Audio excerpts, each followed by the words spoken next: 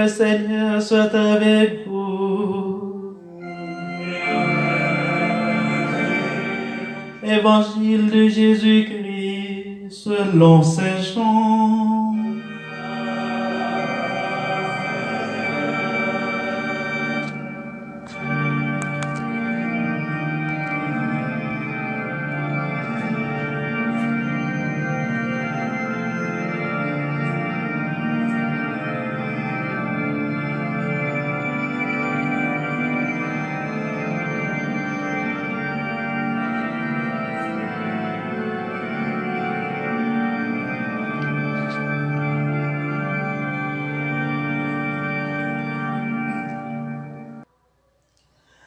Le premier jour de la semaine, Marie-Madeleine se rend au tombeau de grand matin. C'était encore les ténèbres. Elle s'aperçoit que la pierre a été enlevée du tombeau. Elle court donc trouver Simon-Pierre et l'autre disciple, celui que Jésus aimait. Elle leur dit, on a enlevé le Seigneur du tombeau et nous ne savons pas où on l'a déposé.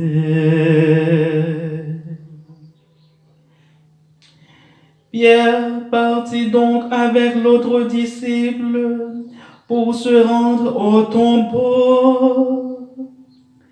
Ils couraient tous les deux ensemble, mais l'autre disciple courut plus vite que Pierre et arriva le premier au tombeau. En se penchant, il s'aperçoit que les linges sont posés à plat. Cependant, il n'entre pas. Simon-Pierre, qui le suivait, arrive à son tour. Il entre dans le tombeau. Il aperçoit les linges posés à plat, ainsi que le suaire qui avait entouré la tête de Jésus, non pas posé avec les linges, mais roulé à part à sa place. C'est alors qu'entra l'autre disciple, lui qui était arrivé le premier au tombeau. Il vit et il crut. Jusque-là, en effet, les disciples n'avaient pas compris que selon l'Écriture, il fallait que Jésus ressuscite d'entre les morts.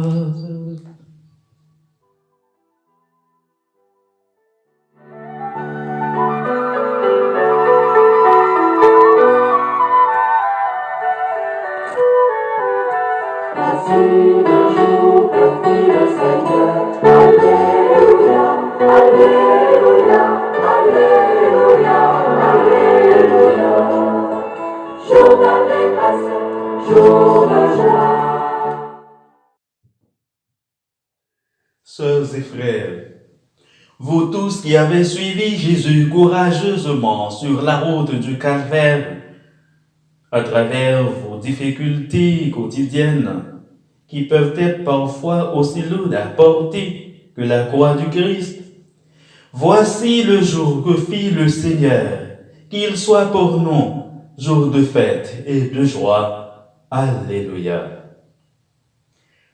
Cet événement vient de plus de 2000 ans. Nous le célébrons encore et toujours avec le même enthousiasme. car c'est le cœur de notre foi. Le Christ Jésus qui était réellement mort et enseveli le vendredi saint, il est vraiment ressuscité le dimanche de Pâques. Le tombeau est vide, l'homme est libéré. En effet, si le Christ n'était pas ressuscité, nous dit l'apôtre Paul, vaine serait notre foi. L'évangéliste Saint Jean nous rapporte la désolation de Marie-Madeleine et des disciples Pierre et Jean qui ont constaté que le tombeau de Jésus est vide. Mais c'est au travers des différentes apparitions aux témoins que Dieu avait choisi d'avance, pour paraphraser l'apôtre Pierre dans les Actes des Apôtres, que nous trouvons les preuves de la résurrection de Jésus-Christ. Celui qu'ils ont supprimé en le suspendant au bois du supplice, Dieu l'a ressuscité le troisième jour. La mort est vaincue, la vie resplendit. La lumière de la résurrection vient chasser l'obscurité de la terre pour faire place à une nouvelle création. Et nous, peuple de Dieu, peuple de la nouvelle alliance, nous sommes les citoyens de cette nouvelle création tirée de l'abîme du néant.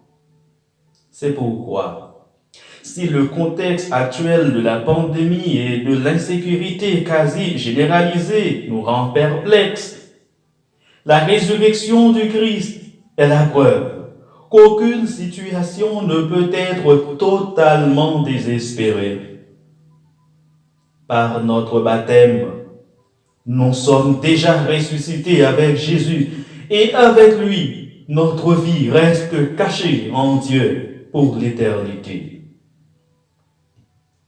Pour nous, chrétiens, Pâques, c'est la victoire de l'amour sur la haine, du pardon sur la trahison, de la vérité sur le fake news, de la lumière sur les ténèbres, de la vie sur la mort, de l'existence sur le néant.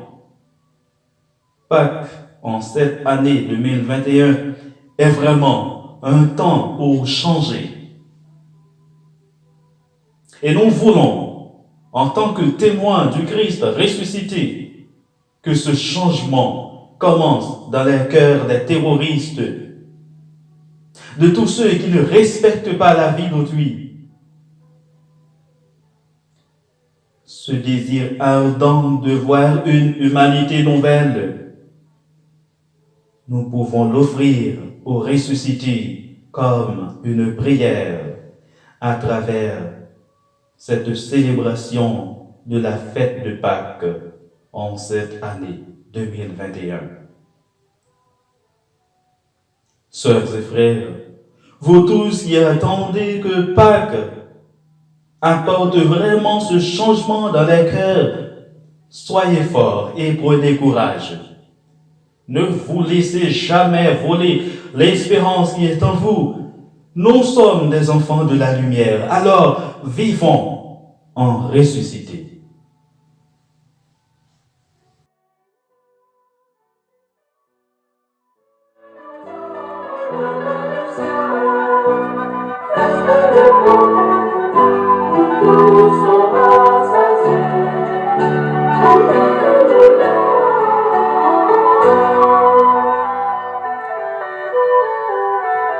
Si le jour de vie de